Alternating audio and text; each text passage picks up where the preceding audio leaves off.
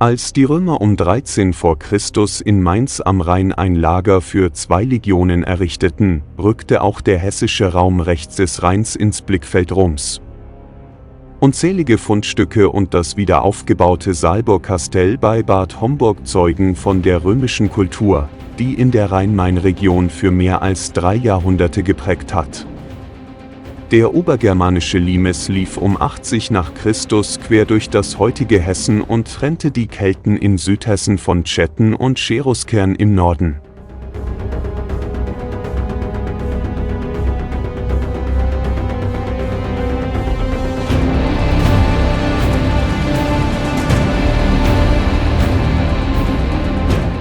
Die heute leicht zu verfolgende Befestigungslinie markierte bis 260 nach Christus die römische Grenze. Mit der Herrschaft der Franken folgte in den Jahrhunderten das Christentum. Bonifatius bekehrte die anfangs noch heidnisch gebliebenen Hessen zum Christentum, baute Kirchen und schuf eine erste Kirchenorganisation. Unter Karl dem Großen wurde die vormals römische Rhein-Main-Region mit den Kaiserpfalzen im Umfeld der Bischofsstädte Mainz und Worms eines der Kernländer des Reiches.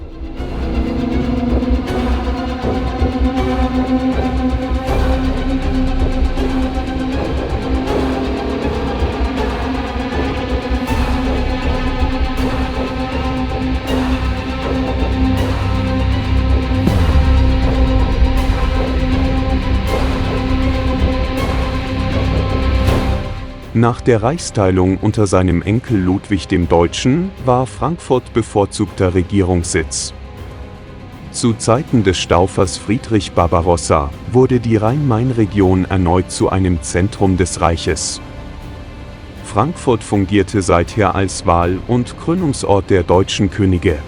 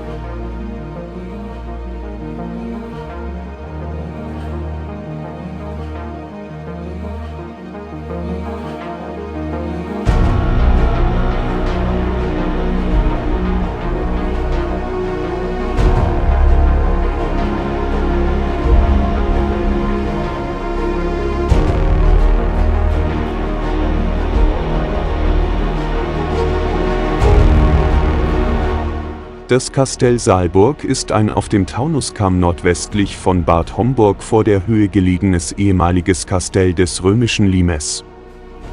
Das Kohortenkastell befindet sich westlich der heutigen Bundesstraße 456, etwa auf halbem Wege zwischen der Stadt Bad Homburg vor der Höhe und der Gemeinde Wehrheim im Hochtaunuskreis. Es gilt als das besterforschte und vollständig rekonstruierte Kastell des obergermanisch-raetischen Limes, der seit 2005 den Status des UNESCO-Weltkulturerbes besitzt. Seit dem Mittelalter bis weit in die Neuzeit waren die Ruinen der Saalburg als Steinbruch genutzt worden.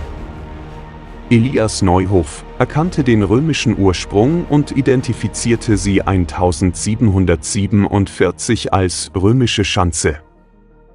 Zum besseren Schutz der Ruine erfolgte schließlich 1820 der Ankauf der Anlage durch den Landgrafen Friedrich VI. Im Jahr 1841 erhielt Friedrich Gustav Habel 1793 bis 1867 vom Landgrafen Philipp die Genehmigung, weitere Nachforschungen vorzunehmen. Auch die in den Jahren 1853 bis 1862 durch den Nassauischen Altertumsverein durchgeführten Untersuchungen standen unter Habels Leitung.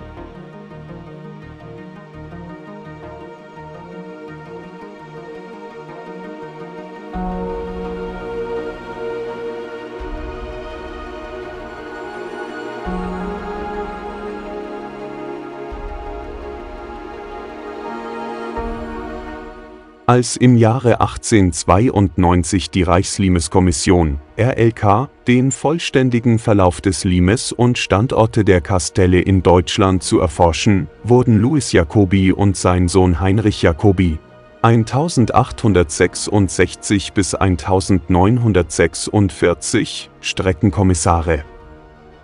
Louis Jacobi war es schließlich auch, der 1897 Wilhelm II. Dazu bewog, unter seiner Leitung ab 1897 die Rekonstruktion des Saalburg-Kastells auf Grundlage der umfangreichen Ausgrabungsfunde zu veranlassen. Die Grundsteinlegung erfolgte am 11. Oktober 1900, obwohl Louis Jacobi bereits 1885 durch einen ersten Wiederaufbau der Südwestecke der Wehrmauer mit den Rekonstruktionsarbeiten begonnen hatte. Die Geschichte der Saalburg. Im Anschluss an die beiden Erdwerke der Domitianischen Kriege wurde gegen das Jahr 90 nach Christus ein einfaches, nach Norden zum Limes hin ausgerichtetes Holzerdekastell für einen Numerus errichtet.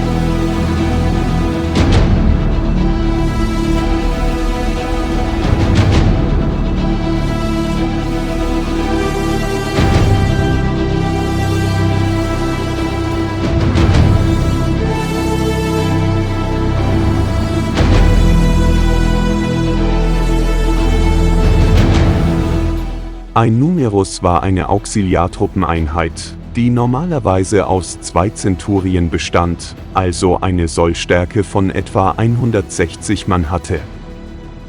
In späthadrianischer Zeit, etwa um das Jahr 135, wurde das Numeruskastell durch ein 3,2 Hektar großes Lager für eine Kohorte, eine Infanterieeinheit von knapp 500 Mann, ersetzt. Der Grundriss dieses Kastells wurde nun auf die Römerstadt nieder ausgerichtet und zunächst mit einer in Trockenbauweise errichteten Holzsteinmauer versehen. Fragmente der Trockenmauer sind noch in der Retentura, rückwärtiger Kastellbereich, zu sehen und auch ein Abschnitt des zum Holzerde-Kastell gehörenden Verteidigungsgrabens wurde wiederhergestellt. Die Besatzung des Kohortenkastells war die Corps II Raetorum Civium Romanorum, zweiter Kohorte der Räter römischen Bürgerrechts, also eine knapp 500 Mann starke Infanterieeinheit. Die Kohorte hatte ursprünglich in Aquaematiacorum, Wiesbaden, gelegen und war von dort aus nach einer weiteren Stationierung im Kastell Butzbach schließlich zur Saalburg kommandiert worden. Das Kastell bestand in dieser Form und mit dieser Besatzung bis zum Fall des Limes um das Jahr 260. Der Name der Einheit wird in dieser Zeit immer wieder in Steininschriften erwähnt sowie die Namen der Kommandeure.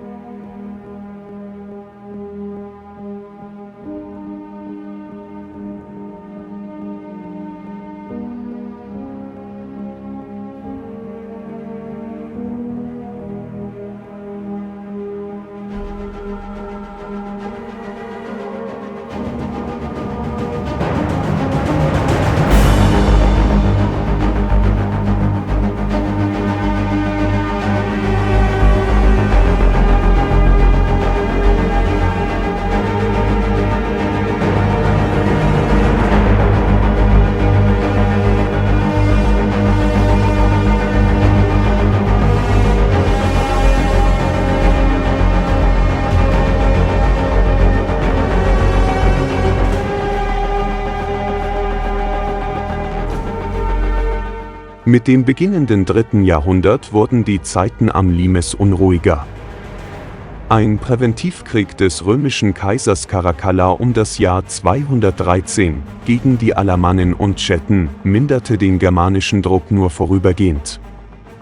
Nida, heute Frankfurt-Heddernheim, der rückwärtige zivile Hauptort der Civitas Taunensium, erhielt einen Befestigungsring und bereits im Jahre 233 drangen die Alemannen erneut in römische Gebiete ein. Zu weiteren größeren Alemanneneinfällen kam es 254 und 260. Schließlich ging das gesamte rechtsrheinische Gebiet in Zeit der außen- und innenpolitischen sowie wirtschaftlichen Krise des Imperiums Mitte des 3. Jahrhunderts verloren.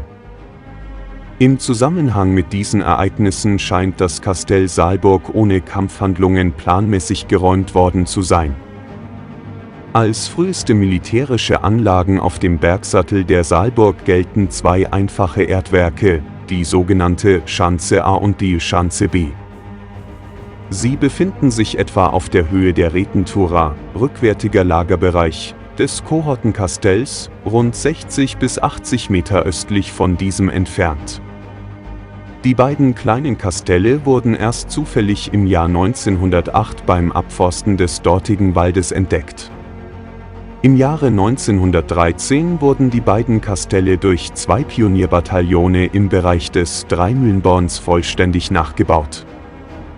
Als ältere der beiden Anlagen gilt die nördlich gelegene Schanze A. Sie besaß einen unregelmäßigen, fünfeckigen Grundriss. Mit durchschnittlich rund 42 x 38,5 Meter Seitenlänge.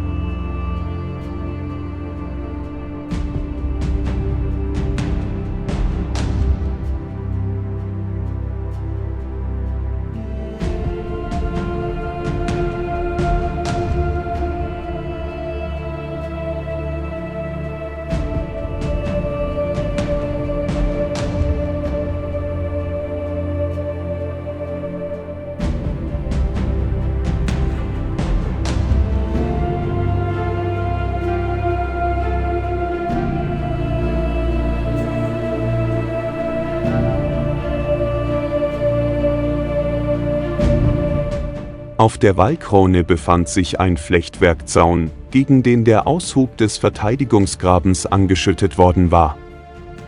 Ein dahinterliegender Wehrgang war nicht vorhanden. Vor dem Graben wurden die Spuren eines weiteren Flechtwerkszauns entdeckt, der sich um das ganze Lager zog. Er wurde als Umwehrung eines provisorischen älteren Lagers gedeutet, dessen Besatzung die Schanze A erbaut haben könnte. Die Unterbringung der Truppe fand vermutlich in Zelten statt, die sich in den westlichen 3/4 des Innenbereichs befunden haben dürften. Man kann von 10 Mannschaftszelten A8 Soldaten sowie einem Zelt für den Kommandanten ausgehen. Die Truppe hatte somit die Größe einer Zenturie, also rund 80 Mann. Das östliche Viertel der Lagerinnenfläche war vermutlich der Unterbringung der Last- und Reittiere vorbehalten, wofür die Tränke und Entwässerungsrinnen sprechen.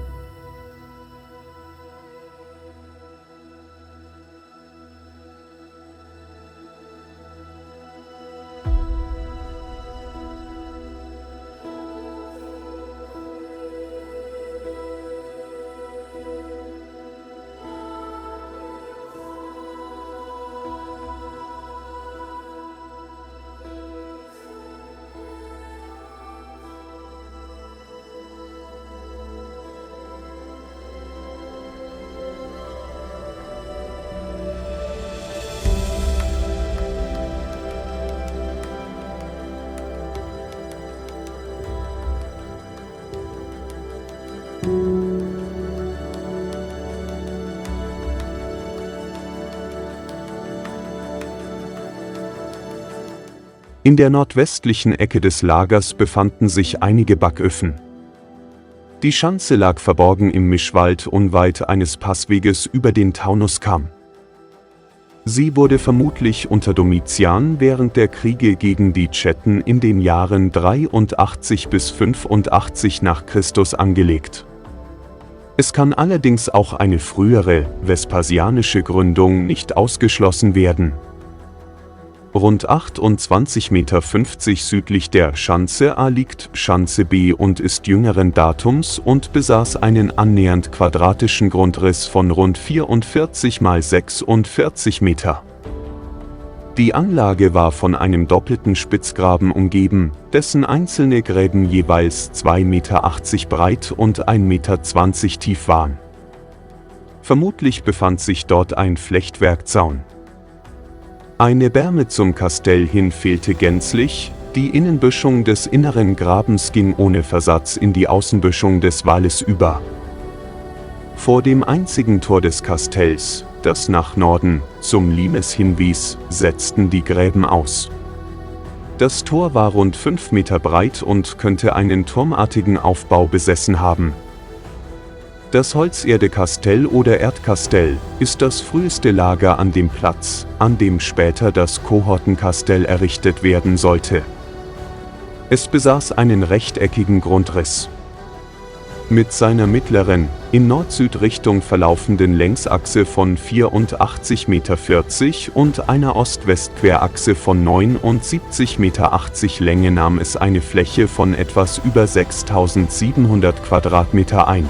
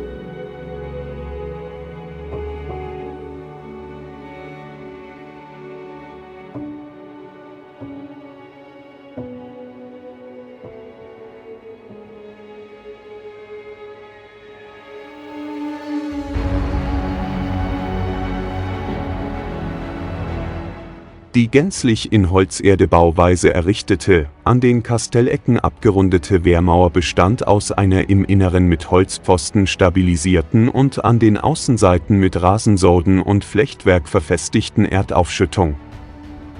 Dieser Graben besaß die Form einer sogenannten Fossa punica, war also auf der Feindseite deutlich steiler abgebüscht als auf der Kastellseite. Die Breite des Wehrgrabens schwankte zwischen 5 und 6 Metern. An den Ecken der Umwehrung, sowie in der Mitte der Ost- und Westseite konnten insgesamt 4 Eck- und 2 Seitentürme nachgewiesen werden. Kastelltore gab es 2, eines auf der Nord- und eines auf der Südseite, beide mit einer Breite von 3,60 Meter. Das nördliche, zum Limes hinweisende Tor muss als Porta Praetoria, Haupttor, angesprochen werden. Die Vergrößerung der Garnison und die damit verbundene Errichtung eines Kohortenkastells an der Stelle eines Numerus-Kastells steht im Kontext einer grundlegenden Umstrukturierung des Limes. Das erste von der neuen Kohorte errichtete Lager besaß eine Umwehrung aus Holz und mörtelfrei verlegten Steinen und wird deshalb auch als Holzsteinkastell bezeichnet. Neben Größe und Bauweise war seine Ausrichtung das augenscheinlichste neue Merkmal. Die Prätorialfront war nicht mehr zum Limes hin orientiert, sondern wurde nach Süden hin, Richtung Nida ausgerichtet.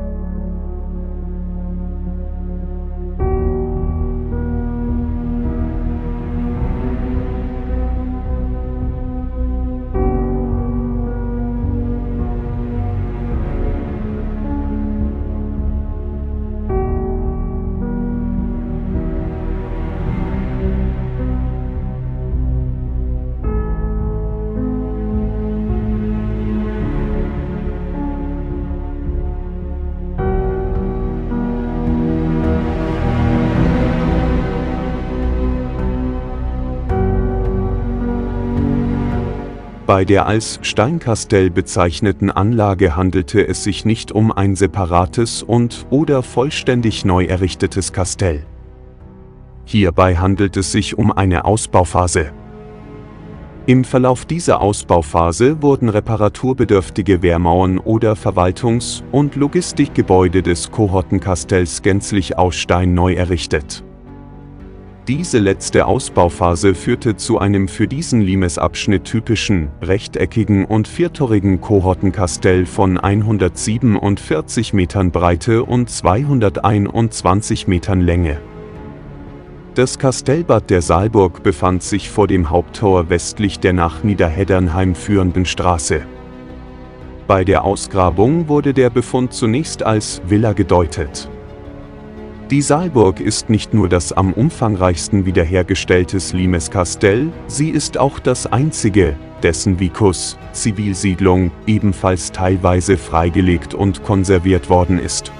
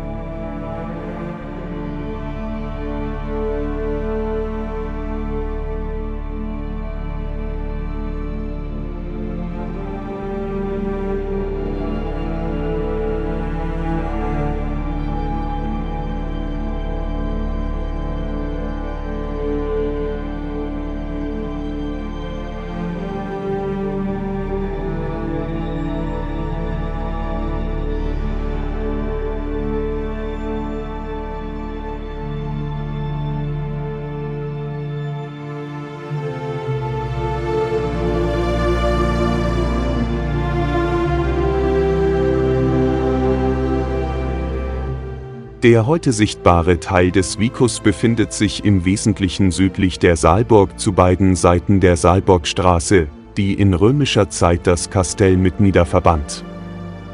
Das Kastelldorf begann unmittelbar außerhalb der Porta Praetoria, Haupttor, bei der sich eine Mansio, dienstliches Unterkunftsgebäude, und das Badegebäude für die Soldaten befanden. Es folgten heute in ihren Fundamenten und Kellern konservierte und teilrekonstruierte Wohnhäuser sowie möglicherweise die ebenfalls rekonstruierten Reste eines Miträums, Kultstätte in Militärkreisen. Die Forschungen gehen davon aus, dass der weitläufige Saalburgkomplex, Kastell und Vicus, zeitweise von bis zu 2000 Menschen, 500 Militärs und an die 1500 Zivilisten, bewohnt war.